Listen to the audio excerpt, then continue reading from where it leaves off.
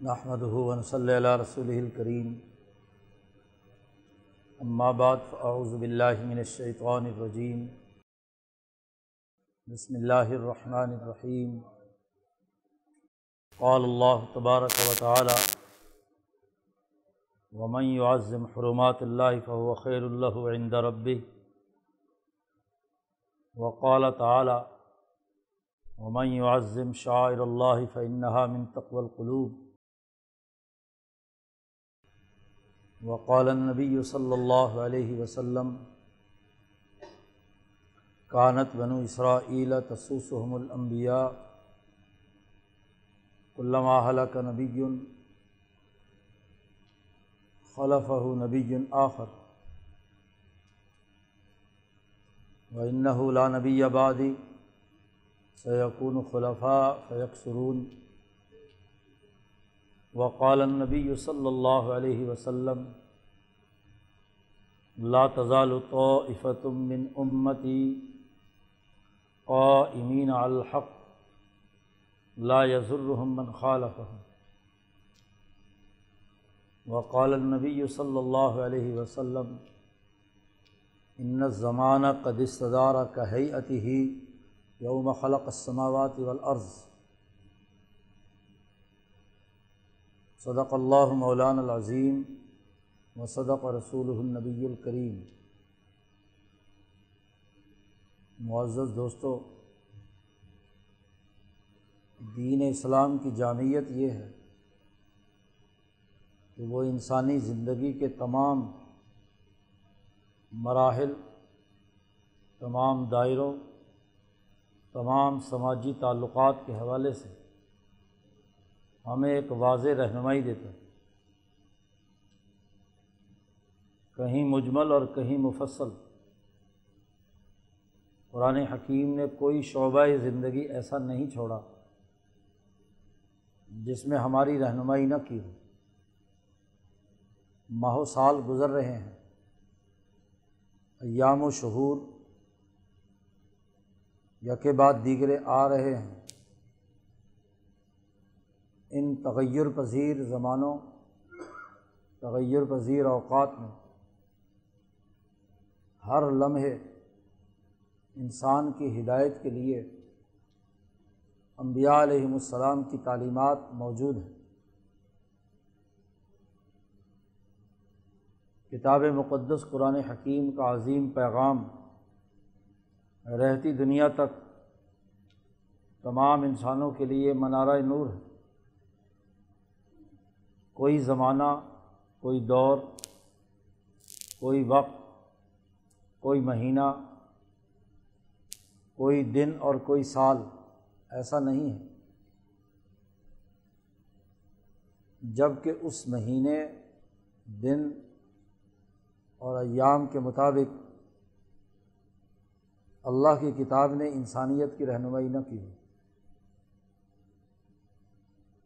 لیکن انسان غافل ہے، غفلت کا ارتکاب کرتا ہے۔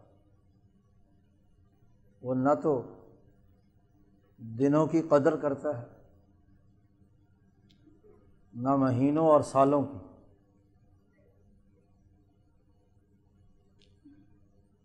سالوں اور دنوں کی کیا اہمیت ہے، ہماری زندگی میں اس کے اثرات و نتائج کیسے پڑتے ہیں، اور اس وقت ہمیں کیا کام کرنے ہیں۔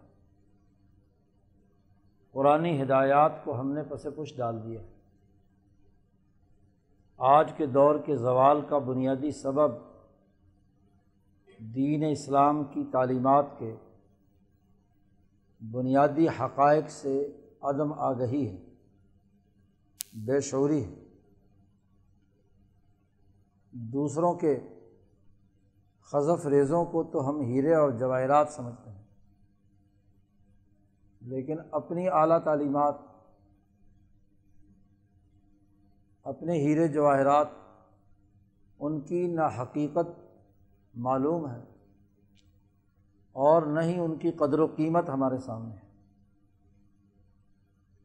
یہی وہ زوال ہے جو کسی قوم پر آتا ہے کہ جب کسی سوسائٹی میں ایسا بھونچال پیدا ہو جائے کہ وہ علم و شعور سے محروم ہو جائے، اور جو قوم علم شعور سے محروم ہو جاتی ہے وہ عملی مہارت اور صلاحیتوں سے بھی بیگانہ ہو جاتی ہے۔ عمل کی بنیاد علم ہے، علم صحیح نہ ہو، حقیقت پر مبنی نہ ہو، محض گمانات اور اندازے ہوں، محض تخیلات و تصورات ہوں، محض خواہشات اور آرزوئیں ہوں، تو عمل کی زندگی میں ایسے تمام لوگ ناکام ہوتے ہیں۔ قرآن حکیم کافروں کو یہی بات باور کراتا ہے کہ ان انتم الا تخرصون، تمہاری حالت یہ ہے کہ تم اٹکل سے باتیں کرتے ہو، اندازوں سے، علم نہیں ہے۔ قرآن حکیم ان کی خرابی بیان کرتا ہے، ان یتبعون الا الظن، جو لوگ ایسے ہیں جو گمانات کے پیچھے چلتے ہیں۔ یقینی علم، سائنٹیفک انداز و اسلوب، ٹھوس سائنسی حقائق اس سے ناآشنا ہے، اور جب اندازے سے کوئی کام ہوتا ہے یا محض مزعومہ خیالات اور ظنون و اوہام سے ہوتا ہے تو ضرور غلطی ہوتی ہے۔ ایک فرنیچر بنانے والا لکڑی اندازے سے کاٹ لے، پوری پیمائش اور جس چیز کے لیے وہ شے بنائی جا رہی ہے اس کی مقدار اور پیمائش کو سامنے رکھ کر نہ کاٹے تو کبھی مربع یا مستطیل نہیں بن سکتا۔ وہ تبھی ہوگا کہ جب آپ ٹھیک ٹھیک پیمائش کر کے لکڑی کی کت و برید کریں۔ اور دنیا میں میڈیکل سائنسز لے لیجئے، انجینئرنگ لے لیجئے، ہر شعبہ زندگی میں یہ ہے، جب تک یقینی اور ٹھوس علم اور عملی مہارت نہ ہو تو دنیا کا کوئی کام محض اندازے سے، اٹکل پچو سے، محض وہم سے، محض گمان سے، محض خواہش سے نہیں ہو سکتا۔ خواہش سے نہ تو لکڑی بڑی ہو سکتی ہے نہ چھوٹی، گمانات اور خیال سے حقائق نہیں بدلا کرتے۔ اس لیے اللہ تبارک و تعالیٰ نے جو زور دیا ہے ایک مسلمان پر کہ وہ علم الیقین، عین الیقین، حق الیقین حاصل کرے، یقین کی کیفیت ہے۔ گزشتہ جمعے میں نے عرض کیا تھا کہ اللہ تبارک و تعالیٰ اس بندے کو پسند کرتا ہے، حدیث سنائی تھی کہ جو بندہ اپنے عمل میں پوری مہارت یقینی طور پر حاصل کرے۔ ایک ہے اندازے کی مہارت، لگ گیا نہیں تو نہیں سے، مہارت وہ کہلاتے ہیں کہ جس کے ذریعے سے چیزوں کے تغیر و تبدل اور اس کی بناوٹ کا عمل جتنی دفعہ بھی بناؤ تو صحیح نتائج دے، اٹکل کی بات نہ ہو، اندازے کی بات نہ ہو۔ تو یہ ٹھوس علم کے بغیر کچھ نہیں ہوتا۔ اب ایک حقیقت جس سے ہم ہر سال جس کا سامنا کرتے ہیں کہ سال بدلتا ہے، نیا سال شروع ہوتا ہے، تو صرف ایک مبارکباد کا میسج آج کل رواج ہو گیا، لیکن ہجری سن کی حقیقت، زمان کے تغیر و تبدل کی نوعیت اور انسانی زندگی میں اس کی اہمیت قرآنی نقطۂ نظر سے، دین اسلام کی تعلیمات کے نقطۂ نظر سے کیا ہے، ایک مسلمان اس پر غور و فکر نہیں کرتا، نہ اس کی حقیقت جانتا۔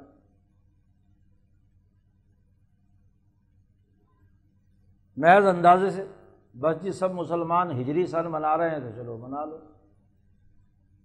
لیکن سوسائٹی پر تسلط ہے، عالمی سامراج کا، تو جو کیلنڈر اس نے دیا ہوا ہے وہی اصل سمجھا جاتا ہے۔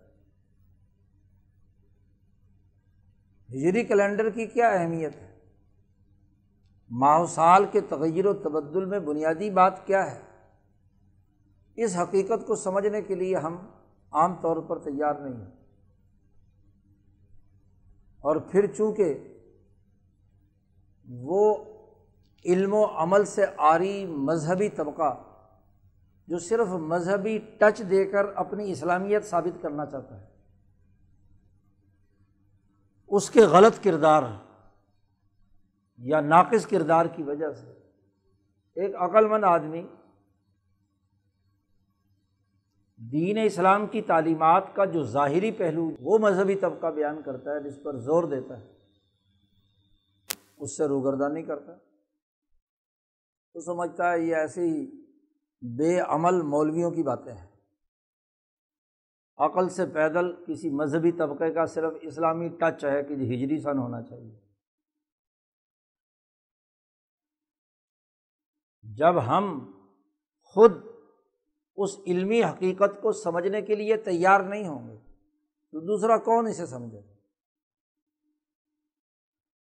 تو جہالت کا دورہ ہے۔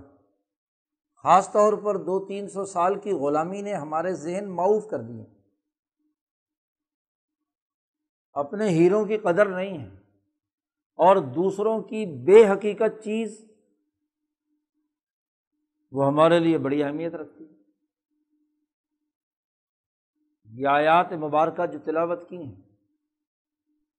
ان میں اللہ تبارک و تعالیٰ نے پہلی آیت میں ارشاد فرمایا ہے کہ جو اللہ کی حرمات ہیں، اللہ نے جن جن چیزوں کو محترم قرار دیا ہے، حرمات اللہ، ان کی جو آدمی عظمت اپنے دل میں پیدا کرے گا، وَمَن يُعَظِّمْ حُرُمَاتِ اللَّهِ،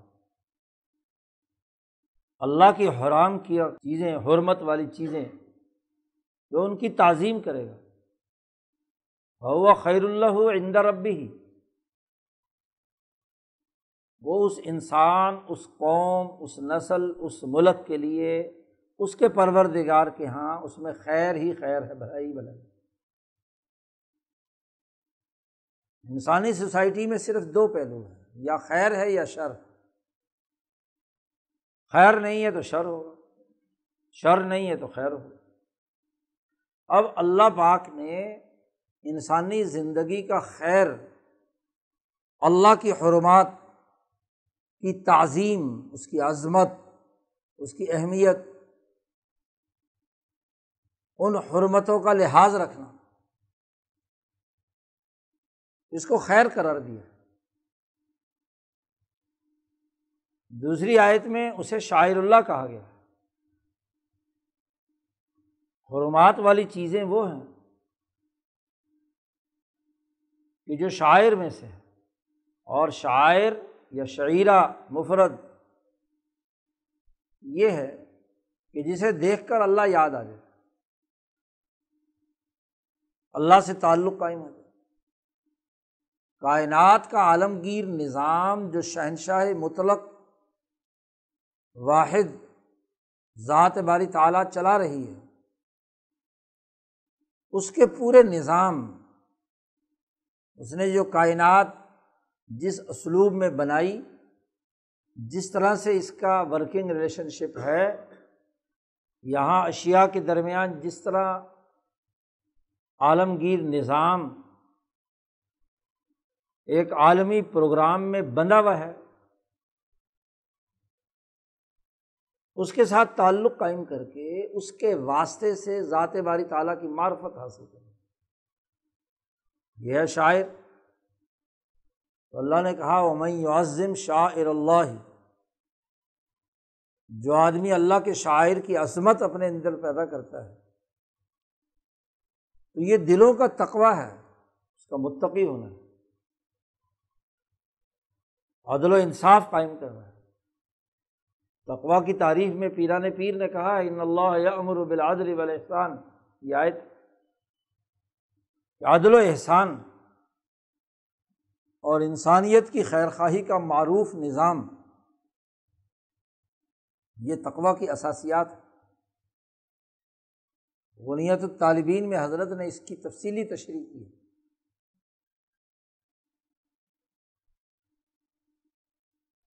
تو شاعر اللہ کی عظمت کا پیدا ہونا، حرمات اللہ کا ہونا۔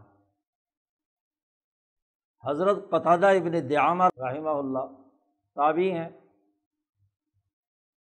وہ فرماتے ہیں کہ کائنات کا جو اللہ نے نظام بنایا ہے، ہر مخلوق جو پیدا کی ہے ان میں ہر ایک کے کچھ منتخب اشیاء، ایام، شہور، انسان، فرشتے، اللہ نے جسے اپنے لیے منتخب کر لیا ہے۔ ان اللہ اصطفیٰ آدم، اللہ نے آدم کو منتخب کیا ہے۔ تو افراد کا انتخاب کیا ہے ہر شے میں، اور وہ ان دنوں کے، ان اشیاء کے، ان انواع کے وہ نمائندہ شخصیت ہیں کہ جن کے اثرات ان انواع کے تمام افراد پر پڑتے ہیں۔ مثلاً فرماتے ہیں فرشتوں میں جیسے کچھ فرشتے منتخب کیے ہیں، ہم سب جانتے ہیں کہ 4 فرشتے جنہیں اللہ نے منتخب کیا ہے، اور وہ تمام فرشتے ان 4 کے کنٹرول میں ہیں۔ تو وہ ان کے حرم، فرشتوں کا احترام کی شخصیات ہیں، جبرائیل، میکائیل، عزرائیل، اسرافیل۔ اس لیے جبریل کی حرمت کا لحاظ رکھنا ضروری ہے۔ یہودیوں نے کہا تھا کہ نعوذ باللہ جبریل بھول گئے آنا، تو ہمارے پاس تھا، وہی لے کے چلے گئے رسول اللہ صلی اللہ علیہ وسلم کے پاس، تو بے حرمتی کی ہے جبرائیل کی۔ جبرائیل جو اللہ کے حکم کے بغیر کہیں حرکت نہیں کرتے، اللہ نے جہاں بھیجا ہے وہیں آئے ہیں، کوئی غلطی نہیں ہوئی ان کے پاس۔ تو جبریل کی ایک حرمت ہے، وہ جبرائیل امین جنہوں نے آدم سے لے کر رسول اللہ صلی اللہ علیہ وسلم تک تمام انبیاء پر علم نازل کیا، اللہ کا پیغام لے کر آئے۔ ایدہ بروح القدس، عیسیٰ علیہ السلام پر روح القدس۔ گویا کہ دنیا میں جتنی بھی علمی ترقی ہے اس کا مرکز و منبع اللہ کی طرف سے اس علم کو دنیا میں لانے والے جبرائیل امین ہیں۔ حرمت ہے۔ حضرت قتادہ فرماتے ہیں فرشتوں میں جیسے اللہ نے اپنے ایسے رسل جو اولی اجنحتین، قرآن نے ان کا ذکر کیا ہے سورۃ فاطر میں، پروں والے فرشتے ہیں، ایسے ہی انسانوں میں بھی اللہ نے انسانی نوع بنائی، تو ان میں سے منتخب آدم ہیں، نوح ہیں، ابراہیم ہیں، موسیٰ اور عیسیٰ ہیں، اور حضرت محمد مصطفیٰ صلی اللہ علیہ وسلم ہیں۔ یہ وہ منتخب لوگ ہیں نوع انسانیت میں، یہ وہ ہیں جن کا استفاء کیا اللہ نے اپنے۔ ان کی حرمت ہے، ان کی اتھارٹی ہے، علم منتقل کرنے، انسانوں کو مہارتیں سکھانے، انسانی معاشروں کو تشکیل دینے میں ان انبیاء علیہم السلام کی ایک حرمت اور عظمت۔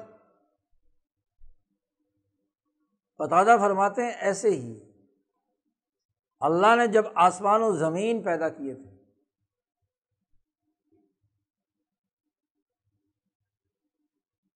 جس سے زمانہ وجود میں آیا،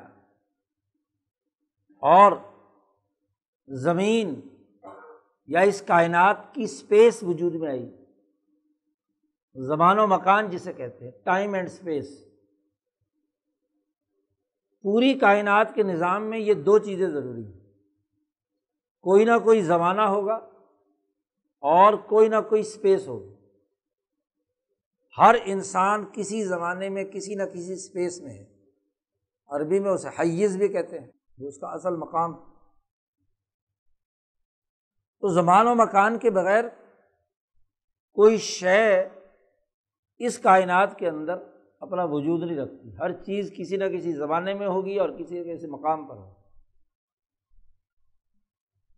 تو اللہ نے جب آسمان و زمین پیدا کیے اور یہ نظام شمسی کی حرکت شروع ہوئی اور اس سے دن اور رات بننے لگے، تو اللہ نے اس کی تقسیم 12 مہینوں میں کی۔ قرآن کہتا ہے ان عدۃ الشہور عند اللہ 12 شہرا یوم خلق السماوات والارض، جس دن اللہ نے آسمان و زمین پیدا کیے تو 12 مہینے اللہ نے بنائے۔ یہ اللہ کا نظام ہے۔ اس لیے دنیا میں کسی نبی، کسی حکیم، کسی قوم میں سال 12 مہینے سے کم یا زیادہ نہیں ہوتا، اور وہ ہندوؤں کا نظام ہو، یہودیوں کا ہو، عیسائیوں کا ہو، چینیوں کا ہو، روسیوں کا ہو، مسلمانوں کا ہو، 12 ہی مہینے۔ آسمان و زمین کی تخلیق سے جو زمانہ وجود میں آیا وہ 12 مہینوں پر مشتمل۔ یوں تو سارے مہینے اہمیت کے حامل ہیں کہ ان میں ظلم و ستم جائز نہیں ہے، وَلَا تَظْلِمُوا فِيهِنَّ أَنفُسَكُمْ۔ ان مہینوں میں ابن عباس کی رائے یہی ہے کہ فیہن کی ہند ضمیر جو ہے 12 کے 12 مہینوں کی طرف لوٹ رہی ہے۔ ان 12 کے 12 مہینوں میں اپنے اوپر ظلم مت کرو، ظلم کا نظام مت قائم۔ لیکن قتادہ فرماتے ہیں، اور خود نبی اکرم صلی اللہ علیہ وسلم نے بھی خطبہ حجۃ الوداع میں فرمایا، ان میں 4 مہینے بڑے محترم ہیں۔ قتادہ فرماتے ہیں رمضان کی الگ ایک یونیک حرمت ہے، یہ 5 مہینے بڑی حرمت والے ہیں، کیونکہ رمضان وہ مہینہ ہے جس میں شہر رمضان الذی انزل فیہ القرآن، رجب مضر، جس کی وضاحت خود رسول اللہ صلی اللہ علیہ وسلم نے بخاری کی اس روایت میں کر دی کہ الذی بین جمادی و شعبان، وہ بھی حرمت والا مہینہ ہے۔ اور اسی طرح 3 مہینے حضور صلی اللہ علیہ وسلم نے فرمایا مسلسل، 3 متوالیات، ذوالقعدہ، ذوالحج اور محرم، کیونکہ حج ایک بین الاقوامی اجتماع ہے انسانوں کا۔ ابراہیم علیہ السلام نے خانہ کعبہ بنایا تو اللہ نے کہا اعلان کرو لوگوں میں، دور دراز سے لوگ سواریوں پر، پیدل، ہر طرح سے اس کی طرف کھینچے چلے آئیں۔ اور 9 ذی الحج کو جو وقوف عرفہ اور پھر منا کے 3 دن وغیرہ یہ جو دن ہیں، تو ذوالقعدہ پورا یعنی تقریباً 40 دن لگ جاتے ہیں، دور سے لوگ سفر کر کے آئیں گے۔ اور ایسے ہی حج مکمل کرنے کے بعد فارغ ہو کر جائیں، 20 ذی الحج سے روانگی شروع ہو تو پھر آگے 40 دن چاہیے۔ تو حج جیسی عظیم اجتماع انسانی کی حرمت کے لیے آنے جانے کے راستے جنگ و جدل سے، ظلم و ستم سے، ہر طرح کی خرابیوں سے محفوظ کرنے کے لیے یہ 3 مسلسل مہینے حضور صلی اللہ علیہ وسلم نے فرمایا کہ یہ حرمت والے محترم ہے۔ ان میں محرم الحرام کا یہ مہینہ، اور یہ کہ جب سال شروع کیا تو اس کا آغاز 1 محرم سے ہوتا ہے، یوم خلق السماوات والارض، آسمان و زمین پیدا ہوئے ذی الحج کے سمجھ لو کہ آخری حصے میں۔ اس زمانے میں ذی الحج کوئی نہیں تھا، کیونکہ ابھی تو آسمان و زمین کی تخلیق ہوئی ہے۔ پہلا دن جس دن سورج کا نظام شمسی، زمین کا سورج کے گرد گھومنے کا عمل ہے، وہ 1 محرم کو ہوا ہے۔ اس کی حرمت، اور سال مکمل ہوتا ہے ذی الحج پر جا کر۔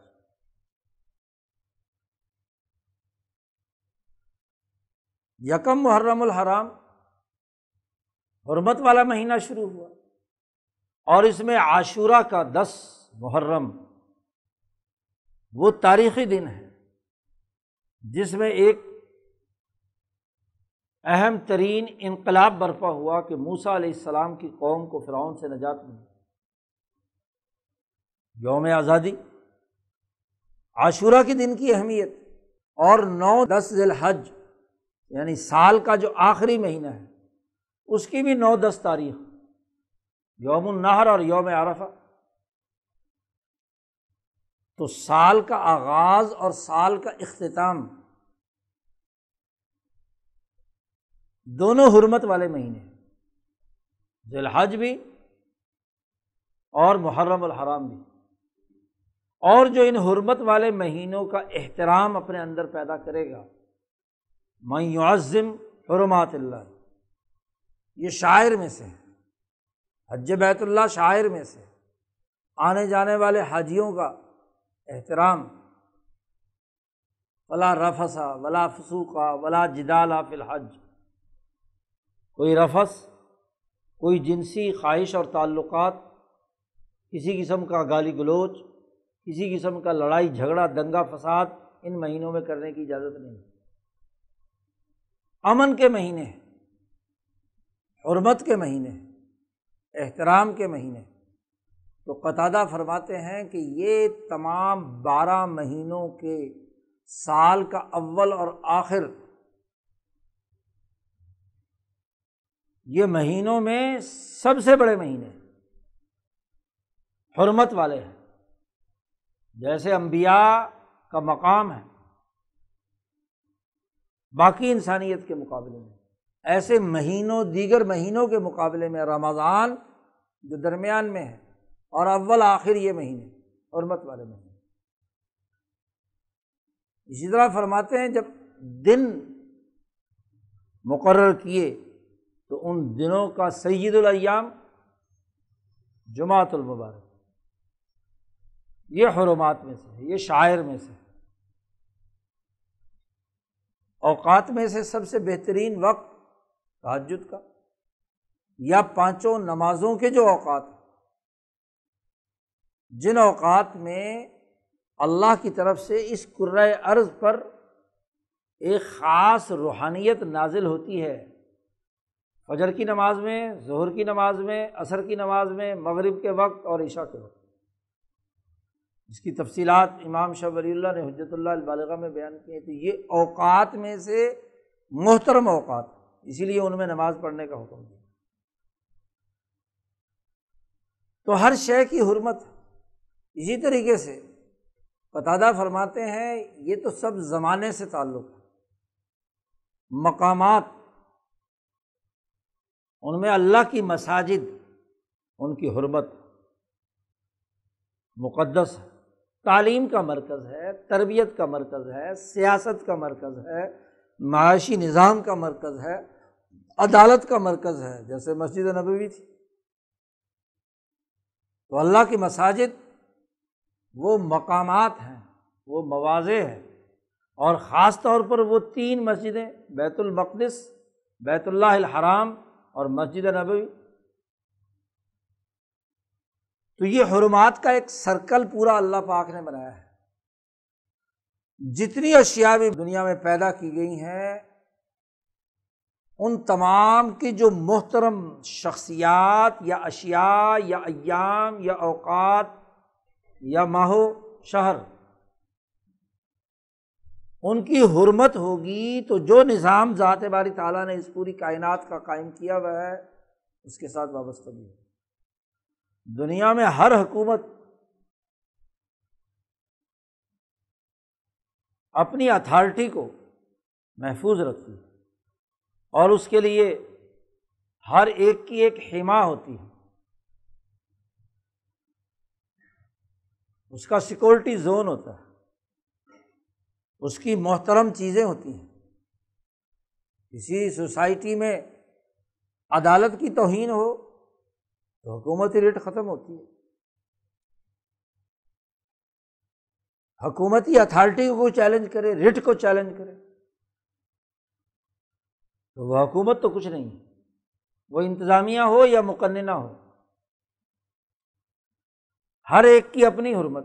اب سوال یہ ہے کہ ایک مسلمان جب ذات باری تعالیٰ کو شہنشاہ مطلق قرار دیتا ہے تو اس نے جو کائنات کا نظام ان حرمات کی بنیاد پر بنایا ہے اس کا احترام کرنا ضروری ہے، اور جو اسے توڑتا ہے، ہتک کرتا ہے، بے عزت کرتا ہے تو سزا یاب ہوگا۔ جی، کسی حکومتی انتظامی افسر کے احکامات کی خلاف ورزی کی جائے اور اس کی کل اجازت دے دی جائے تو حکومتی ریٹ ٹوٹ جائے گی، نظم و نسق برقرار نہیں رہے گا۔ لیکن یہ ضروری ہے کہ وہ انتظامی افسر، وہ عدالتی افسر، وہ قانونی افسر جس مقصد کے لیے بنایا گیا ہے وہ مقصد پورا کرے۔ فرشتے وہ مقصد بغیر کسی اللہ کی نافرمانی کے ہر دم کر رہے ہیں۔ ایام و شہور، زمان و مکان اللہ کی ہدایات کے مطابق کام کر رہے ہیں۔ ایک اس انسان کو تھوڑا سا اختیار دیا ہے امتحان لینے کے لیے کہ کیا یہ اللہ کی طرح کا نظام بنانے کی اہلیت رکھتا ہے؟ خلیفہ صاحب جسے اللہ نے اپنا خلیفہ بنا کر بھیجا ہے، اب اگر یہ چاہے کہ اس کی حکومتی رٹ برقرار رہے، اس کی بے حرمتی نہ ہو، اس کی توہین نہ ہو، تو اسے اللہ تبارک و تعالیٰ کے نظام سے سیکھ کر انسانیت کے لیے رحمت، شفقت، عدل، امن، خوشحالی کا نمونہ بننا ہے۔ جیسے جبرائیل ہیں، جیسے انبیاء ہیں، رحمت للعالمین ہیں، جیسے وہ احترامات کے تمام مقامات ہیں، انسانی جان کا احترام۔ اب حرمات والے مہینوں میں انسانی جان کا احترام ہے، پابندی ہے کہ کسی قاتل کو بھی سزا نہیں دی جائے گی۔ جاہلیت کے زمانے میں ان مہینوں میں کوئی باپ کا قاتل بھی سامنے آ جاتا تو کبھی کوئی آدمی مشتعل ہو کر اس کو قتل نہیں کرتا تھا۔ مہینے کا احترام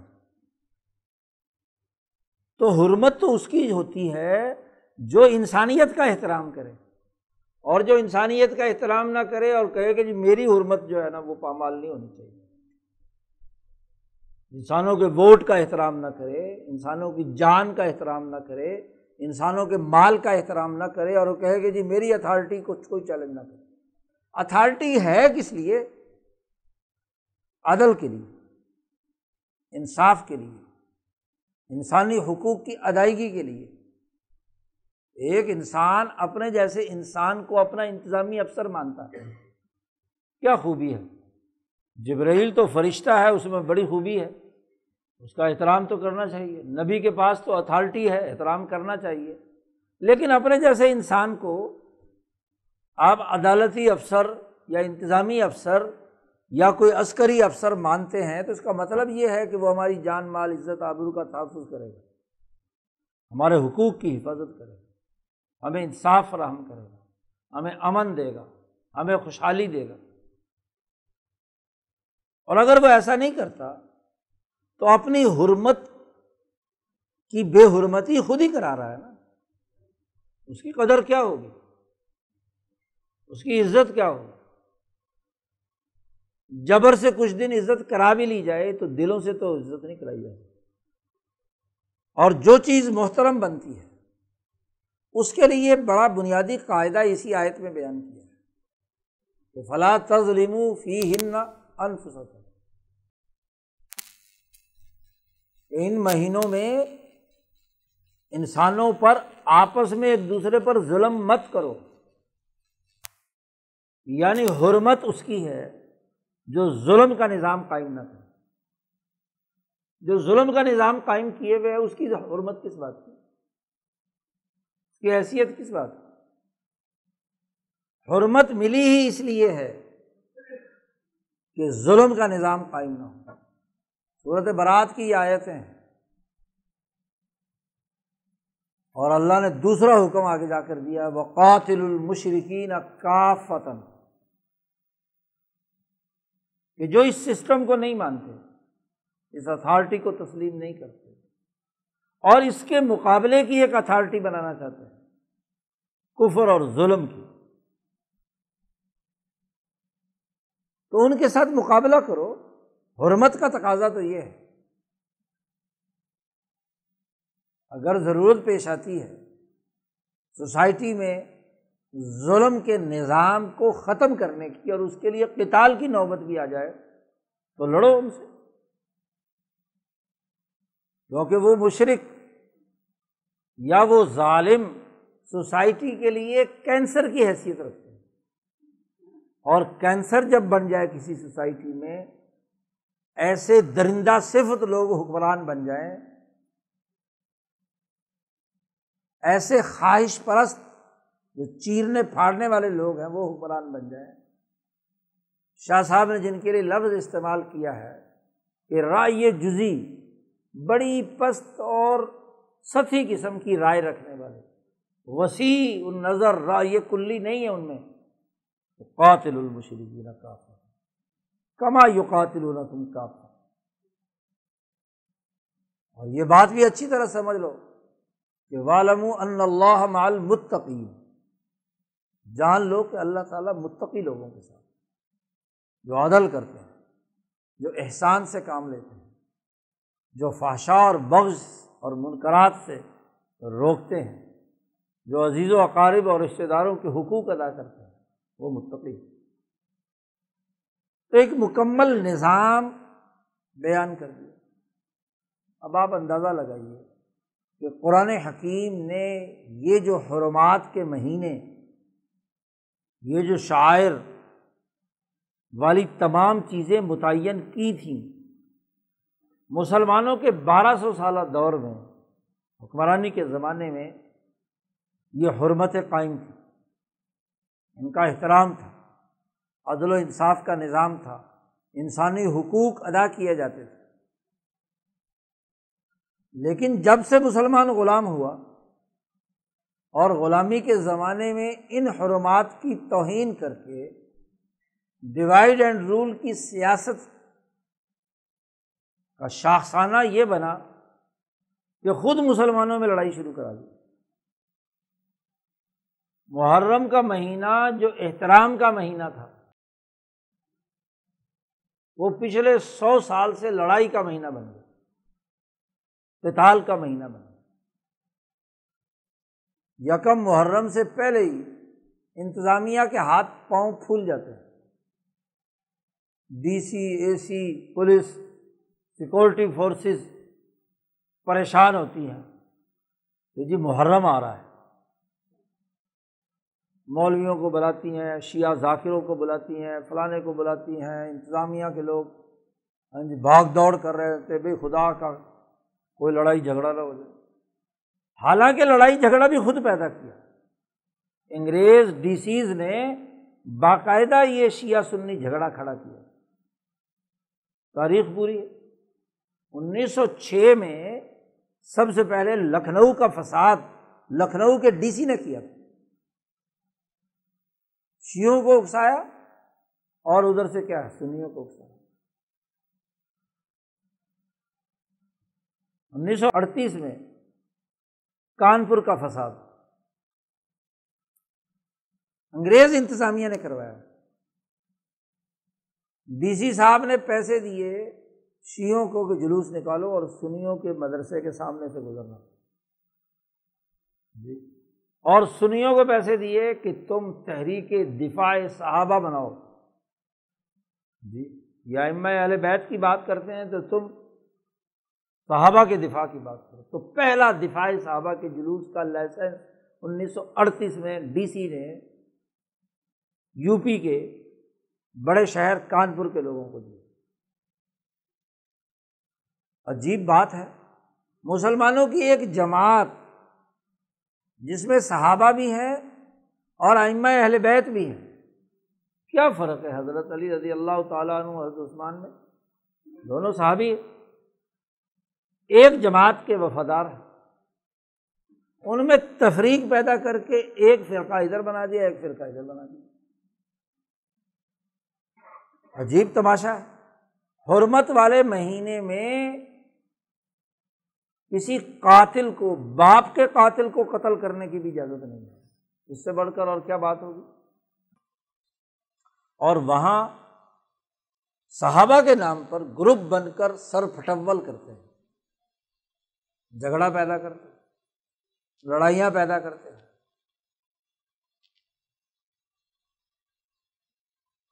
نہ حضرت امام حسین رضی اللہ تعالیٰ عنہ کی عظمت کا پتہ، اور نہ امیر المومنین حضرت عمر فاروق رضی اللہ تعالیٰ عنہ کی عظمت کا پتہ، دونوں طرف صرف نعرے باز ہیں۔ عمر فاروق کی سیرت کیا تھی؟ کیا کام کیا انہوں نے؟ کیا نظام بنایا؟ ان کا سیاسی نظام کیا تھا؟ ان کا معاشی نظام کیا تھا؟ انہوں نے انسانی حقوق کیسے پورے کیے بلا تفریق، رنگ، نسل، مذہب؟ بس عمر فاروق دے نعرے بجن گے اور نعرے باجتے رہے۔ عجیب بات، چوک عمر فاروق رکھ لیا نام، جامع مسجد عمر فاروق رکھ لیا، لیکن عمر فاروق کا پروگرام پوچھو معلوم نہیں، ان کی سیرت پوچھو پتہ نہیں، ان کا کردار پوچھو، انہوں نے ائمہ اہل بیت کے ساتھ سلوک کیا حسن و حسین کے ساتھ کتنا اعلیٰ درجے کا سلوک کیا، حضرت علی المرتضیٰ کی عزت و احترام کتنے اونچے درجے پر کی۔ تو عمر کی پوری سیرت غائب، صرف نام۔ حسین نے عمر فاروق کا احترام کس قدر کیا، عثمان غنی کے ہاتھ پر بیعت کر کے عثمان غنی کا احترام، اور تو اور حضرت امیر معاویہ رضی اللہ تعالیٰ عنہ کے ہاتھ پر بیعت کی۔ امام حسن نے جب صلح کر لی حضرت امیر معاویہ سے اور اپنی حکومت ان کے حوالے کر دی، تو حسن نے بیعت کی تو حسین نے بھی بیعت کی، تو جماعت ایک ہے، اس جماعت کو تفرقے کا ذریعہ بنا کر، جو انہوں نے خود نہیں کیا، ان کے نام سے روٹی کمانے والے ذاکر اور واعظ دونوں نے اپنا اپنا مال کمانے کے لیے کیا ہے، تفریق کا مہینہ بنا دیا۔ ہجری سال نیا شروع ہوا ہے تو کم از کم مسلمان کو تو یہ دیکھنا چاہیے کہ اس سال اس کیلنڈر کو بنانے اور اس کو درست کرنے کے لیے قرآن نے باقاعدہ آیات نازل کی، اس کیلنڈر کی خلاف ورزی مشرکین مکہ نے کی۔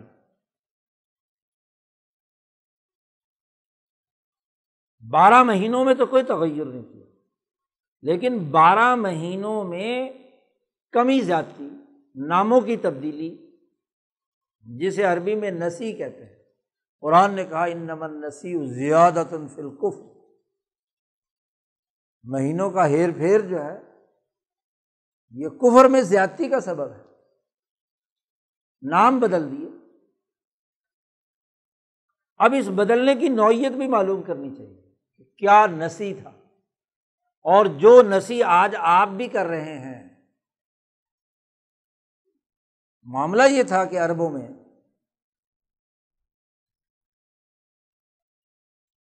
مقامی سطح پر جو کیلنڈر چلا آ رہا تھا وہ قمری تھا۔ قمری کیلنڈر وہ کہلاتا ہے جو چاند دیکھ کر، چاند کے گھٹنے بڑھنے سے وجود میں آتا ہے، اور ایک کیلنڈر شمسی ہوتا ہے کہ جو سالانہ گردش ہے۔ قمری کیلنڈر ماہانہ گردش پر استوار ہے، اور شمسی کیلنڈر سالانہ گردش پر۔ سورج جو ایک سال میں 365 دنوں سے کچھ اوپر چکر کاٹتی ہے سورج کے گرد، اس کے اساس پر 12 مہینے کی تقسیم۔ تو دونوں کیلنڈروں کو خلط ملط کر دیا۔ کس نے؟ مشرکین مکہ۔ ہجری کیلنڈر بھی اور نام یہی تھے۔ آپ دیکھیے 12 کے 12 مہینوں کے ناموں پر غور کیجیے، ربیع الاول، ربیع الثانی، جمادی الاولیٰ، جمادی الثانیہ۔ جمادی کیوں کہتے تھے؟ وہ مہینے انتہائی ٹھنڈ کے، یعنی دسمبر جنوری، جس میں ہر چیز جم جاتی ہے۔ انہوں نے قمری کیلنڈر کو شمسی کیلنڈر پر فٹ کر کے 12 مہینے پورے کر دیے۔ رمضان گرمی کا مہینہ، گرمی سے ہے، تو یہ 12 مہینوں میں کمی زیادتی کی کہ 2 کیلنڈر مرج کر دیے۔ اور اس میں کیا کرتے تھے؟ اب بیچارہ دیہاتی آدمی، اس سے کوئی وعدہ ہوا ہے قمری کیلنڈر کی بنیاد پر کہ فلاں مہینے میں تمہیں پیسے ادا کروں گا یا تمہاری تنخواہ دوں گا۔ اب طاقتور لوگ اپنے مطلب کے لیے وہ مہینہ سرکاری طور پر بدل دیتے کہ یہ مہینہ نہیں ہے، اب یہ مہینہ ہوگا، مہینہ آگے پیچھے کر لیا، یا قمری نہیں شمسی مہینہ، اور وہ 6 مہینے بعد آتا ہے۔ آپ دیکھیے کہ صحابہ کی احادیث کی روایات کا اگر ہم مطالعہ کریں تو ایک ہی واقعے کے بارے میں مختلف صحابہ مختلف مہینہ بتا رہے ہیں۔ غزوہ تبوک کا مثلاً مہینہ ہے، عمرہ جو حضور صلی اللہ علیہ وسلم نے کیا تھا صلح حدیبیہ کے بعد، اس کے مہینے میں راویوں میں اختلاف۔ ایک شمسی کیلنڈر بتلا رہا ہے اور ایک قمری کیلنڈر، تو تطبیق تبھی ہوگی۔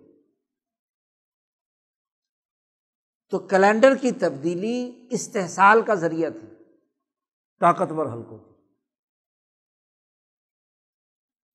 پیسے جس مہینے میں دینے 6 مہینے بعد کا کوئی مہینہ بنا دیا، یا لینے ہیں 6 مہینے بعد، اس نے پہلے لینے کے لیے کیا ہے دوسرا مہینہ بنا دیا۔ تو یہ سسٹم کی خلاف ورزی تھی کہ جب جی چاہا جو مہینہ بنا کر اپنا مطلب سیدھا کر لیا۔ تو استحصال کا ذریعہ تھا، ڈسپلن کی خلاف ورزی تھی۔ کسی بھی معاشرے کی خرابی یہ ہوتی ہے کہ اس میں جو لین دین اور معاملات طے پا رہے ہیں، اس میں اگر ایک فکس کیلنڈر نہیں ہے، اس میں تغیر و تبدل ہے، تو ظلم کے بہت سارے راستے کھل جاتے ہیں۔ اس لیے ضروری ہوتا ہے کسی سیاسی نظام کو استوار کرنے کے لیے کہ کیلنڈر ایک ہونا چاہیے، وہ حتمی ہو، تاکہ لین دین اور معاملات طے شدہ ہو۔ 12 اگست کو اسمبلی ختم ہونی ہے اور اگست جو ہے وہ کوئی قمری بنا دیا جائے تو کہ نہیں اس مہینے میں، نہیں اس مہینے میں، تو کیلنڈر کا ایک ہونا ضروری ہے۔ اس لیے حضرت عمر فاروق کے زمانے میں جب مسائل ہوئے تو کیلنڈر کس بنیاد پر ہونا چاہیے، یہ بڑا اہم ترین سوال تھا۔ تو رسول اللہ صلی اللہ علیہ وسلم نے قرآن کی یہ آیت تلاوت کی تھی خطبہ حجۃ الوداع میں، اور حرمت بیان کرتے ہوئے ان 4 مہینوں کا تذکرہ کیا، اور اس وقت اعلان کر دیا تھا کہ الا ان دماءکم واموالکم واعراضکم حرام کحرمت یومکم ھذا فی شہرکم ھذا فی بلدکم ھذا، کہ تمہاری جان، خون، تمہارا مال اور تمہاری عزتیں بھی حرمات اللہ میں سے ہیں، محترم۔ یہ ایام و شہور جو محترم ہیں، ان میں سب سے بڑا کام یہ ہونا ہے کہ انسانوں کی جان، مال، عزت، آبرو کا تحفظ ہونا چاہیے، اس پر نظام استوار کیا جائے، لین دین، معاملات۔ عمر فاروق کے زمانے میں جب فوجی نظام وجود میں آیا اور اس کے دفاتر بنے گئے، دیوان بنا، ہر فوجی کا نام رجسٹر میں آیا، ہر انتظامی اہلکار کا نام آیا اور اس کی تنخواہ، تو تنخواہ کون سے مہینے کی دی گئی ہے، کس سال کی، یہ ضرورت پیش آئی۔ تو اس ضرورت کے لیے غور و فکر ہوا کہ کیلنڈر کہاں سے شروع کریں۔ دنیا میں کیلنڈر شروع کرتے ہیں کسی تاریخی شخصیت کی پیدائش یا وفات یا کوئی ایک بہت بڑا واقعہ ہوا ہو تو اس واقعے سے نئی تاریخ رقم ہوتی ہے۔ تو مجلس مشاورت منعقد کی تو اس میں لوگوں نے کہا کہ بھی امام الانبیاء حضرت محمد مصطفیٰ کی جو ولادت ہے تو ولادت سے شروع کر لیتے ہیں، جیسے عیسائیوں نے عیسیٰ علیہ السلام کی ولادت سے مسیحی کیلنڈر شروع کیا، میلادی جسے کہتے ہیں عربی میں۔ تو ولادت سے شروع ہوا ہے تو عیسیٰ علیہ السلام سے تو اعلیٰ درجے میں ہے نبی اکرم صلی اللہ علیہ وسلم، تو ان کی ولادت سے شروع ہونا چاہیے۔ کسی نے کہا کہ وحی نازل ہوئی تھی جس مہینے میں رمضان نازل ہوا تھا 610 عیسوی میں، تو وہاں سے کیلنڈر شروع کرتے ہیں۔ کسی نے کچھ اور، کسی نے کچھ اور، مختلف آراء آئی۔ عمر فاروق نے کہا کہ بھائی بات یہ ہے، اگر تو رسول اللہ صلی اللہ علیہ وسلم کی ذات سے شروع کریں، یہ دین آفاقی ہے کل انسانیت کا، تمام لوگوں کے لیے جی، اول تو اس کیلنڈر کو ایک شخصیت کے ساتھ جوڑ دینا، یہ کیلنڈر کی بنیادی ساخت کی خلاف ورزی ہے، اس لیے میلاد محمد صلی اللہ علیہ وسلم سے نہیں شروع ہوگا۔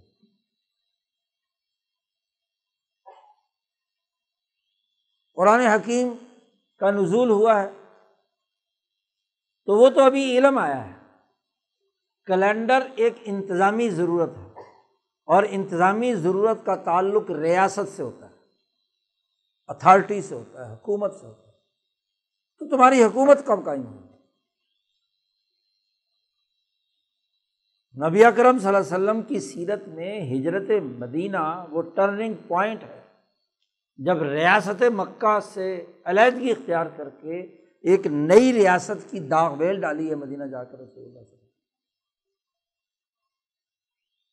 اور ہجرت کے اپنے فضائل اور اس کی حرمت یہاں تک بیان کی کہ کوئی آدمی مکہ سے عورت کے لیے ہجرت کر کے آیا جسے مہاجر ام قیس کہتے ہیں، تو حضور نے ملفوف انداز میں اس کی کوتاہی کو بیان کر دیا، من کانت ہجرتہ الی امرأۃ، کسی عورت کی طرف کی اس نے اس سے نکاح کرنے کے لیے تو فہجرتہ الی ما ہاجر الیہ، ہجرت فی سبیل اللہ، اللہ کے نظام کو غالب کرنے، اس کی ریاست بنانے، اس کی عدالت قائم کرنے، اس کا انتظامی ڈھانچہ تشکیل دینے کے لیے جو ہجرت کی، تو ہجرت کا تعلق سیاست سے ہے، سیاسی نظام سے ہے، ریاستی نظم و نسق سے ہے۔ ریاست بننے کے بعد ہی ضرورت پیش آئی نا، تنخواہیں ادا کرنے کی، حقوق ادا کرنے کی، معاملات طے کرنے کی، عدالتی نظام میں تاریخوں کے حساب سے کام کرنے کی، وغیرہ وغیرہ۔ تو کیلنڈر سیاست اور ریاست کی ضرورت ہے، تو دین کی ریاست کب قائم ہوئی؟ لِیُظْہِرَہُ عَلَى الدِّینِ کُلِّہِ کا جو مقصد اور ہدف رسول اللہ صلی اللہ علیہ وسلم کو دے کر بھیجا تھا وہ ہجرت سے، اس لیے ہجری سن مقرر کر دیا۔ دوسرا سوال تھا کہ کیا شمسی کیلنڈر ہو یا قمری کیلنڈر ہو؟ شمسی کیلنڈر تبھی معلوم ہو سکتا ہے کہ جب آپ فلکیات کا علم رکھتے ہوں، 365 دنوں کی جو گردش ہے آپ نے رصد گاہوں کے ذریعے سے اس کا مشاہدہ کیا ہو، حساب کتاب کیلکولیشن جانتے ہوں، اور پھر اس حساب کتاب کے مطابق اس کو 12 مہینوں میں تقسیم کریں۔ جیسے زرعی ملکوں میں سے ہندوستان نے بکرمی کیلنڈر بنایا راجہ بکرم جیت کے زمانے میں، یورپ میں یورپین لوگوں نے بنایا، عیسائیوں کی حکومت اور ریاست بنی تو انہوں نے اپنی ضرورت کے مطابق عیسیٰ علیہ السلام کی ولادت سے کیلنڈر بنایا۔ بھائی جب قسطنطین اعظم نے عیسائیت قبول کی تھی اور عیسائیت کی اساس پر اپنا حکومتی سٹرکچر بنایا تھا، مذہبی بھی اور بادشاہوں اور حکمرانوں کا بھی ضرورت پیش آئی نا، تو انہوں نے اسی شمسی کیلنڈر کو جو قبل از مسیح تھا شمسی بنیادوں پر، اس کو عیسیٰ علیہ السلام کی ولادت سے آگے تاریخ شروع کر دی۔ اب آپ دیکھیے سورج کی گردش کا فلکیاتی حساب کتاب عام آدمی کے ادراک کی چیز نہیں، یہ جو فلکیات کا ماہر ہوگا وہی حساب کتاب کر کے اس کو 12 پہ تقسیم کرے گا، اور وہ تقسیم مختلف ہے، ہندوستانیوں کی اور ہے، وکرمی کیلنڈر کی اور ہے جو یہاں کے خصوصیات کے مطابق ہے، اور عیسوی کیلنڈر کی اور ہے جو یورپ کی خصوصیات کے مطابق۔ دین اسلام کا بنیادی مزاج یہ ہے کہ وہ عوامی دین ہے، ایسا قانون، ایسا ضابطہ جو ہر آدمی اپنی آنکھوں سے دیکھ کر اس پر عمل کر لے، اس کو کسی حساب کتاب آدمی کی اجارہ داری کے ماتحت نہ ہے، کیونکہ حساب کتاب کرنے والا جس کے پاس قلم ہوتا ہے نا، کلرک بادشاہ دفتری جو ہے، وہ قلم کو ادھر موڑ دے یا ادھر موڑ دے، پیسے لینے کے لیے ادھر موڑ دے ادھر سے ادھر موڑ دے، اب کسی کو کیا پتا کہ کیلکولیشن اصل میں کیا ہوئی تھی، وہ تو اسی کے درجے کا کوئی ماہر بتلائے گا نا کہ یہ تقسیم صحیح ہے، طے شدہ نہیں ہے۔ اور چاند کا طلوع ہر مہینے میں اور اس کا غروب، یہ ایک ایسی حقیقت ہے جس کو ایک دیہاتی، ایک گاؤدی، ایک عام آدمی بھی کیا ہے جو پڑھا لکھا بھی نہیں ہے اسے پتہ ہے کہ بھی یہ چاند کتنے دنوں کا ہے، مہینہ کون سا ہے۔ اس لیے جو قانون عام انسانوں کو کسی برہمنیت ازم، کسی عالم کا محتاج نہ بنائے، وہ کیلنڈر دو ٹوک۔ اس لیے کیلنڈر کون سا اختیار کیا گیا؟ قمری۔ رمضان کے لیے جب رسول اللہ صلی اللہ علیہ وسلم نے یہ اختیار کیا، اسی لیے آپ دیکھیں گے کہ جتنے قمری کیلنڈر ہیں وہ کبھی بھی 30 دن سے زیادہ کے نہیں ہو سکتے، 31 دن نہیں ہو سکتے، 29 ہوں گے یا 30 ہوں گے، اور باقی جتنے بھی شمسی کیلنڈر ہیں ان تمام کے اندر 31 کے مہینے ضرور ہے، چاہے وکرمی ہو یا انگریزی یا عیسوی ہو، کوئی نہ کوئی 31 کا مہینہ، اور تقسیم بھی صحیح نہیں ہے، خلاف حقیقت۔ یہ جو موجودہ کیلنڈر عیسوی ہے یہ آج سے صرف 500 سال پہلے کا ہے۔ 500 سال پہلے جو قسطنطین اعظم نے کیلنڈر بنایا تھا اس کے مطابق عیسیٰ علیہ السلام کی ولادت 5 یا 7 جنوری کو ہے، وہاں سے اس نے سال شروع کیا تھا، لیکن جب 1500 سال گزرے اور 365 دنوں کا جو حساب تقسیم کیا ہوا تھا اس میں جو گھنٹے اور منٹ زائد تھے تو ان کا کیا کریں، تو 10 دن کا فرق پڑ چکا تھا۔ 500 سال کے بعد 3-3.5 دن کا فرق پڑ جاتا ہے، 3.25 دن، 72 سے 75 گھنٹوں کا، تو خلاف حقیقت ہے، تقسیم پوری نہیں۔ تو جو پوپ تھا گریگوری، جس کے نام سے یہ گریگورین کیلنڈر شمار ہوتا ہے، اس نے وہ 10 دن کم کر کے 5 جنوری سے کیا کر دیا، 25 دسمبر میلاد مسیح کر دی، یعنی خود میلاد مسیح۔ اب کسی نے دیکھا ہے کہ میلاد مسیح کب ہوا تھا؟ عیسیٰ علیہ السلام کی ولادت کے وقت تو ان کی ماں اور عیسیٰ ہی تھے، جس کا قرآن حکیم تذکرہ کرتا ہے۔ کوئی بندہ اور بندے کی ذات وہاں پر نہیں تھی۔ تو تمہیں کیسے پتہ چلا کہ وہ تاریخ 5 جنوری کی تھی یا 25 جنوری کی؟ خلاف حقیقت ہے، بس اٹکل ہے، اندازہ ہے، اور اٹکل اور اندازے کی بنیاد پر جو چیز بنائی جائے گی وہ خلاف حقیقت ہے۔ اب جتنے بھی شمسی کیلنڈر ہیں ان کا یہی مسئلہ ہے کہ پورے سورج کے گرد زمین کی جو گردش ہے وہ 365 دن، کوئی 6 گھنٹے، پتہ نہیں کتنے منٹ اور کتنے سیکنڈ، اور اگر اسے ان کے کیلنڈر کے حساب سے تقسیم کیا جائے تو کچھ نہ کچھ منٹ اور سیکنڈ باقی رہ جاتے ہیں۔ ان کو کہاں لے جاؤ گے؟ 24 گھنٹے کا ایک دن ہے، اس میں تو کسر نہیں ہے نا۔ 24 گھنٹے کچھ منٹ کا تو کوئی دن نہیں ہے، حساب کتاب خراب ہوتا ہے۔ تو وہ جو اوپر کے منٹ ہے وہ کہاں جائیں گے؟ اگر جو تم لیپ کا سال بھی مناتے ہو، 28 دن کا بھی ایک مہینہ بناتے ہو، لیکن پھر بھی حساب برابر نہیں ہے۔ تو 15ویں صدی عیسوی میں اس نے کیلنڈر بنایا، اور اب ماشاءاللہ کون سا ہے؟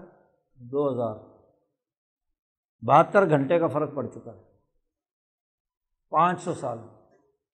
اور اقوام متحدہ نے پچھلے 50 سال سے کمیٹی بنائی ہوئی ہے کہ ان 72 گھنٹوں کا کوئی حساب کتاب کرو، یعنی عیسوی کیلنڈر جو عیسیٰ علیہ السلام کی ولادت 3 دن اور پیچھے چلی جائے گی، تو خلاف حقیقت ہے نا۔ لیکن چاند کے حساب میں ہر مہینے حساب کلوز ہو جاتا ہے، بھائی چاند نظر آ گیا تو ٹھیک ہے، نہیں نظر آیا تو 30 پوری کر لو بس۔ حضور نے فرمایا کہ نظر 29 کی شام کو آ گیا تو ٹھیک ہے، نہیں نظر آیا تو 30 دن پورا کر کے اگلا کیلنڈر شروع کر دو۔ تو ماہانہ ہی، اچھا آپ بتاؤ کہ کسی سسٹم میں ماہانہ حساب کلوز ہو جائے، حساب کتاب فائنل، وہ زیادہ بہتر ہے، یا سال کے بعد ہو اور وہ سال کچھ سالوں کے بعد پتہ چلے کہ جی اس میں اتنے گھنٹے، گڑبڑ ہوگی تو پھر کیا ہوگا؟ تو ہجری کیلنڈر ایک حقیقت ہے، حقیقت کے قریب تر ہے، ایک علم ہے، ایک اندازہ نہیں ہے، خرص نہیں ہے، ظن نہیں ہے، گمان نہیں ہے۔ یہ حقیقت ہے، اور حساب کتاب کا مہینے کے اندر ہی مکمل ہو جانا وہ زیادہ بہتر ہے بنسبت اس کے کہ حساب لمبا ہو، اور پھر حساب جب لمبا ہوگا تو ضرور ایک منشی کی ضرورت ہوگی، اکاؤنٹنٹ کی ضرورت ہوگی، اور ماشاءاللہ وہ ہیر پھیر کرنے میں تو ایک سال کے حساب میں تو ماشاءاللہ بڑے گھپلے ہوتے ہیں جی، ہوتے ہیں کہ نہیں ہوتے؟ جون کا مہینہ گھپلوں کا مہینہ ہوتا ہے پاکستان میں، کہ جس محکمے کو جتنا بجٹ دیا ہوا ہے خرچ ہوا نہیں ہے تو جعلی بل بنائے جاتے ہیں، ہاں جی، جعلی سارا کام ہوتا ہے، اور وہ جتنا پیسہ ہے وہ ہڑپ کرنا ہوتا ہے، اس لیے کہ اگلے سال کے بجٹ میں اگر یہ پیسے خرچ نہ ہوئے اور دوبارہ اکاؤنٹ میں چلے گئے تو پھر اگلے سال کا بجٹ کم ہو جائے، تو اس نقطۂ نظر سے جھوٹے بل کاٹے جاتے ہیں۔ مذہبی اور غیر مذہبی لوگ سارے بیٹھ کے دفتروں میں یہی کام کر رہے تھے، اور کوئی کام نہیں ہوتا، تو سالانہ حساب تو فراڈ ہو گیا، ماہانہ حساب تو فوراً پکڑا جائے گا جی۔ اور اگر ہر مہینے حساب کلوز ہو، پھر چاہے تم سالانہ کر لو یا 5 سالہ کر لو یا 20 سالہ کر لو، ہر مہینے کلوز ہوا ہوا اس کا حساب کتاب میں تو کوئی گڑبڑ نہیں ہو سکتی، کوئی ٹرانزیکشن پچھلے مہینے میں ہو سکتی ہے؟ نہیں ہو سکتی۔ تو معاشی ڈسپلن، سیاسی نظم و نسق اور اس کا ڈسپلن، اس کی پلاننگ بہت سادہ لفظوں میں عام عوام کے سامنے صاف شفاف انداز میں ہو سکتی ہے۔ سالانہ اور 5 سالہ میں تو صرف وہی جو خاص قسم کے منشی اور اکاؤنٹنٹ ہیں، اور اب تو ڈبل حساب رکھتے ہیں ماشاءاللہ، ہر کمپنی، ہر آدمی اپنی ریٹرن جمع کراتا ہے سالانہ، تو اسی طرح کا حساب۔ اس پر ایک واقعہ یاد آ گیا، حضرت عمر فاروق رضی اللہ تعالیٰ عنہ جو گورنر مقرر کیے ہوئے تھے، اور اکثر گورنر وہی تھے جن کو رسول اللہ صلی اللہ علیہ وسلم نے اپنی حکومت کے درمیان میں قائم کیا تھا، ان کو بدلا نہیں گیا کہ آپ صلی اللہ علیہ وسلم کا انتخاب تھا، بلکہ عمر فاروق کی مینجمنٹ کا یہ اصول تھا کہ جس صحابی کو رسول اللہ صلی اللہ علیہ وسلم نے کوئی انتظامی ذمہ داری دی ہے، ترجیحاً اس کو انتظامی افسر لگایا جائے، کیونکہ آپ صلی اللہ علیہ وسلم کی انسانوں کی جو پہچان ہے وہ اعلیٰ ترین درجے کی بھی ہے، اور وحی الہی سے بھی آپ صلی اللہ علیہ وسلم کو اس کی صلاحیتوں کا علم ہو جاتا ہے۔ تو یمن کا گورنر ابو موسیٰ اشعری رضی اللہ تعالیٰ عنہ کو، اور دوسرے یمن، جنوبی اور شمالی دو یمن ہے نا، دوسرے یمن کا گورنر معاذ بن جبل رضی اللہ تعالیٰ عنہ کو بنایا۔ اب سالانہ حساب ہر گورنر نے آ کر مسجد نبوی میں کھڑے ہو کر عوام کے سامنے بیان کرنا ہوتا ہے کہ میرے صوبے میں کل کتنا ریونیو جمع ہوا اور کتنے اخراجات ہوئے، بیلنس شیٹ اسے سب کے سامنے پڑھ کر سنانی ہوتی ہے، کیونکہ مسجد نبوی ہی وہ مقدس پارلیمنٹ تھی جہاں سب لوگ جو ہیں احتساب کرنے والے بھی وہی تھے، صحابہ کی جماعت۔ تو ابو موسیٰ اشعری یمن سے آئے حساب لے کر اپنے بیت المال کا، ان کے ساتھ ایک منشی تھا، ان کا سیکرٹری تھا، اور وہ تھا عیسائی، اس سے انہوں نے حساب کتاب بنوایا تھا، اور ان کے ہاں حساب کتاب شمسی کیلنڈر کے ساتھ بنتا تھا، تو اس کے مطابق حساب کتاب بنا کر لائے، بڑی باریک بینی سے، بڑی تفصیل سے، ڈیٹیل سے، کیونکہ وہ ماہر بھی تھا اکاؤنٹس کا۔ اس نے آ کر حضرت ابو موسیٰ اشعری حضرت عمر سے ملے، تو حضرت عمر نے کہا کہ جاؤ وہاں مسجد نبوی میں اپنا حساب پیش کرو اپنے صوبے کا، کیا آمد ہوئی اور کیا خرچ ہوا اور کتنا باقی ہے۔ تو باقی گورنر جن کا اپنا حساب کتاب قمری سٹائل پر تھا، تو ہر مہینے کام کلوز ہو گیا تو 12 مہینوں کی 12 شیٹیں، بس حساب کتاب کلیئر، جو بھی کچھ ہے، جو بھی مہینہ کلوز ہوگا اس کا بقایا بیلنس جو ہے دونوں طرف اگلے مہینے میں چلا جائے۔ وہ صاحب جو حساب کتاب بنا کر لائے، تو چونکہ وہ پرانے اسی سٹائل کے مطابق انہوں نے پورا سال کا باریک بینی سے سالانہ حساب، ایک ایک تفصیل حساب تو پیش ہو گیا۔ ظاہر ہے کہ ابو موسیٰ اشعری جو ہے گورنر ہیں، تو کوئی گڑبڑ تو اس میں، لیکن حضرت عمر نے کہا کہ آئندہ یہ منشی تمہارے پاس نہیں ہونا چاہیے۔ بھائی ایک سمپل حساب ہوتا ہے جو ہر ایک کو سمجھ میں آ جائے، اور جب اعداد و شمار کا گورکھ دھندا ہونا تو اس کے اندر پتہ نہیں کتنے ووچر شامل کیے جا سکتے ہیں، جی جیسے آپ کے ہاں ہو رہا ہے آج کل، لمبا چوڑا جھگڑا ہے نا۔ تو یہ وہ کیلنڈر کی بنیادی اہمیت تھی۔ مسلمانوں کے غلبے کی حکومت کے بعد جہاں مالیاتی، معاشی، سیاسی فراڈ کیے گئے، وہاں ایک یہ بہت بڑا فراڈ آپ کے ساتھ ہوا کہ اوقات کا نظم و نسق وہ بدل دیا گیا۔ اس میں نمبر دو طرح کے حساب کتاب رکھنے کا، حتیٰ کہ سافٹ ویئر بنائے گئے ہیں ڈبل انٹری والے، ایک ہے اصل حساب اور ایک نقل حساب۔ جج کو بھی پتہ ہے، وکیل کو بھی پتہ ہے، بندے کو بھی پتہ ہے، کسٹم والوں کو بھی پتہ ہے، ریونیو افسر کو بھی پتہ ہے کہ جھوٹ ہے، لیکن سارا نظام اسی کے اوپر چل رہا ہے۔ کیلنڈر بنانے کا مقصد تو یہ تھا کہ مالیاتی ڈسپلن ایسا قائم ہو کہ اس میں جھوٹ نام کی کوئی چیز نہ ہو، حساب کتاب پورا ہو، سادہ ہو، اور جب عوام کے سامنے پیش کیا جائے تو عوام کو سمجھ میں آئے کہ وزیر خزانہ صاحب کہہ کیا رہے ہیں۔ آپ کا بجٹ آپ کا وزیر خزانہ پیش کرتا ہے، کوئی سمجھ آیا کبھی کسی کو؟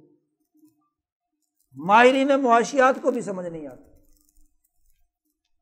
کیونکہ اس بجٹ کو بنانے والا جو ہوتا ہے وہ تربیت یافتہ ہوتا ہے اس عالمی سرمایہ داری نظام کا کہ اعداد و شمار کا ایسا گورکھ دھندا پیش کرو تو لوگ مرعوب ہو جائیں کہ جی بڑے اعداد و شمار ہیں، اور کسی کے پلے کچھ نہ پڑے کہ ہے کیا۔ قرآن نے تو کہا ہے فَلَا تَظْلِمُوا فِيهِنَّ أَنفُسَكُمْ، اپنے اوپر ظلم مت کرو۔ یہ مہینے اس لیے بنائے ہیں، اور مہینوں میں ہیر پھیر اور حساب کتاب میں ہیر پھیر، یہ تو انما النسیء زیادۃ فی الکفر، یہ تو کفر میں مزید اضافہ ہے، ظلم کو، سرمایہ دارانہ ظلم کو مزید پھیلانے کا ذریعہ ہے۔ یہ اتنی معمولی سی بات نہیں ہے کہ ہجری سن کیوں ضروری ہے اور شمسی سن کیوں غیر مناسب ہے۔ ویسے تو کیلنڈر میں کوئی فرق نہیں ہے، اگر دیانت داری سے شمسی کیلنڈر پر بھی عمل کیا جائے تو کام درست ہو سکتا ہے، اور اگر بددیانت آدمی ہجری کیلنڈر میں گڑبڑ کرنا چاہیں تو وہاں بھی ہو سکتا ہے۔ یہ تھوڑے کہ کیلنڈر لوگوں کا ہاتھ پکڑ لے گا، لیکن مسئلہ ہے کہ جو آپ نے کام کیا ہے اگر اسے عام انسانوں کے سامنے، عام انسانوں کی ضروریات کے تناظر میں پبلک کے سامنے پیش کیا جائے تو وہ لوگوں کو سمجھ میں آ جائے کہ یہ حساب کا گورکھ دھندا ہے کیا۔ اب جیسے جیسے سرمایہ داری نظام کی پیچیدگی بڑھتی جا رہی ہے اتنا ہی وہ گورکھ دھندا مزید پیچیدہ ہوتا، اور پھر اس کے لیے ایک مستقل علم بنا دیا